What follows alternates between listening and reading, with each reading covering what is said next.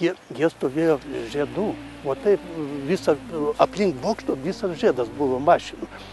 Prisiminimais dalijosi ponas Adolfas. Jis galintis papasakoti ne vieną sausio 13-osios naktį menančią istoriją. Lemtingoji naktis, kuomet sovietų kariniai daliniai šturmavo Vilniaus televizijos bokštą, pakeitė Lietuvos ir ne vienos šeimos istoriją. Ponas Adolfas džiaugiasi galėjęs prisidėti prie ginančiųjų televizijos bokštą. Savaip. Tuo metu dirbęs atliekų tvarkymo įmonėje padėjo rengti automobilių užkardas. Mašinos buvo pastatytas 10 dieną, kadangi čia niekas nežinojo, kada jie gali užpulti. Į maždaug spindulių apie 500 metrų aplink jis sudarė tokią žiedą. Jie stovėjo vienas prie vieno, taip kad negalėtų niekas ten pravažiuoti. Įmonės automobiliai stovėjo pačiame centre, kur turėjo pravažiuoti sovietų kariniai daliniai. Vienas automobilių tapo legenda. Jis neįprastai įėjo į įmonės istoriją. Ant mūsų mašinos kapoto užlipo jaunuolis, kuris sėdėjo ten, protestavo, bet tankas, kada perspėjo, jį pradėjo važiuoti. Tai vieną mašiną apgadino, a per kitą pravažiavo pilnai ir sutraiškė taip iki lygio 1 metro iš mašinos, kuri 2,5 liko 1 metras toks blinas. Tai, kas liko, automobilių likučiai buvo pargabenti į įmonę ir ten garbingai padėti.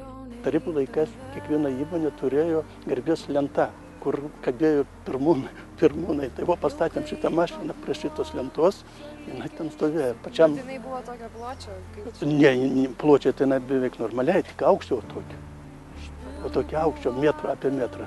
Lygiai ratų buvo sutraiškyta. Tai buvo smėlio barstytuvas, o garbės lentoje išbuvo pusmetį. Automobilių kolona, kuria buvo bandoma sustabdyti sovietų dalinius, buvo sudaryta iš 6 automobilių.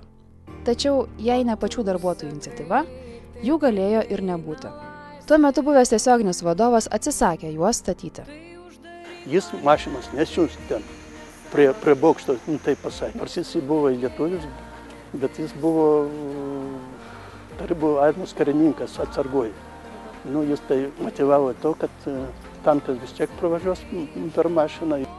Žmonių iniciatyva vadovui pasipriešinta ir automobiliai pajudėjo link bokšto. Prie automobilių budėjo apie 20 žmonių. Dieną naktį vairuotojai nuolatos keisdavosi. Nors minime jau 21-asias Lietuvos laisvės gynėjų dienos metinės, prisiminimai vis dar gyvi. Dabar radijas nenutyla, o Lietuva nėra skirta nuo pasaulio. Įdomu, kas dabar būtume, jei ne sausio 13 ir kaip kovotume šiais laikais.